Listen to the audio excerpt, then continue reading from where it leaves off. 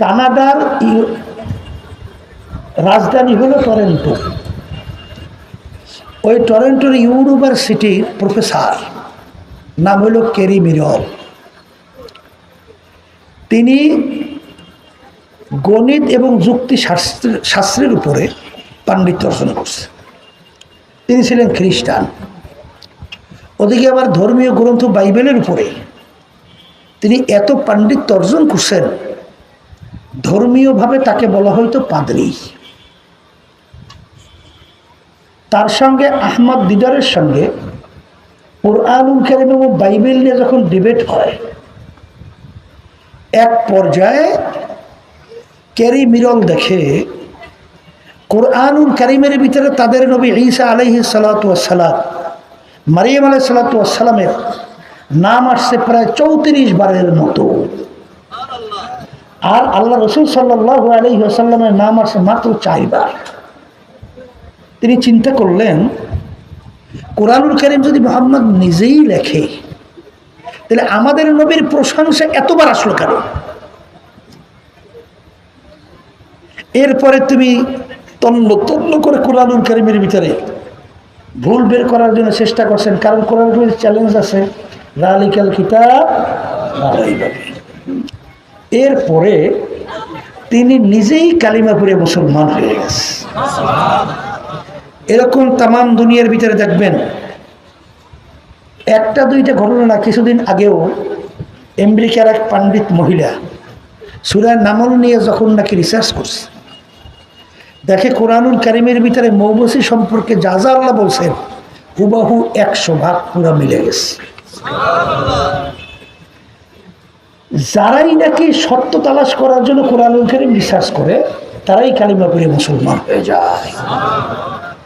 এখন এই কথার মাধ্যমে আমি আমার ভাইদেরকে বলবো, পর্দার আড়ালের মা বোনদেরকে বলবো যে কোরআনুল কারীম কিন্তু সত্য।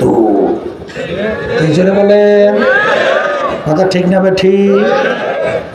এরপরে যদি কারো একটু সন্দেহ টন্দেহ বিভিন্ন কায়দায় থাকে, আমি তাদেরকে চ্যালেঞ্জ হিসেবে বলে গেলাম, শুধু আপনারা না, তামাম দুনিয়ার সমস্ত মানুষ একত্রিত হন, সমস্ত মাখলুকাত একত্রিত হন, হইয়া পারলে কোরআনুল কারীমে একটা ভুল বের করে দেখান।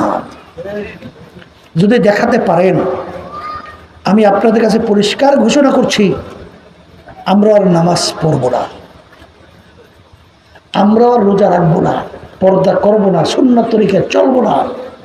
কিন্তু ভালো করে চিন্তা ভাবনা করে দেখলাম কোরআনুল কারীম কিন্তু সত্য।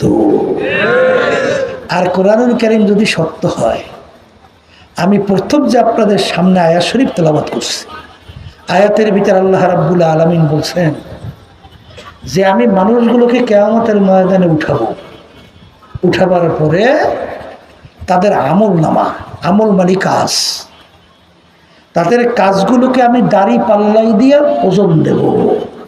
কিতে ওজন দেবে বলেন, মুখ খুলে বলেন। দাড়ি পাল্লাই দিয়ে ওজন দেওয়ার পরে আল্লাহ বলতেছেন, যাদের নেকের পাল্লা ভারী হবে, বলেন যাদের নেকের পাল্লা ভারী হবে, গুনার পাল্লা হালকা হবে, তাদের জন্য আল্লাহ রাব্বুল আলামিন বলছেন এমন মেহমানখানা আমি তাদের জন্য তৈরি করে রেখেছি, যেই মেহমানখানার নাম হলো বেহেশত। আল্লাহ আপনি আমার জন্য, আমাদের সবার জন্য বেহেশত কবুল করেন, দান করেন। সবাই বলেন আল্লাহুম্মা আমিন। আল্লাহ রাব্বুল আলামিন আমল নামা দাড়ি পাল্লাই দিয়ে ওজন দেওয়ার পরে যাদের নেকের পাল্লা হালকা হবে, গুনার পাল্লা ভারী হবে, তাদের জন্য আল্লাহ রাব্বুল আলামিন বলেন আমি এমন শাস্তির জায়গা বানায় রাখছি, যে শাস্তির জায়গার নাম হলো জাহান্নাম। আল্লাহ আপনি আমাকে, আমাদের সবাইকে জাহান্নাম থেকে মুক্তি দান করেন। আল্লাহ।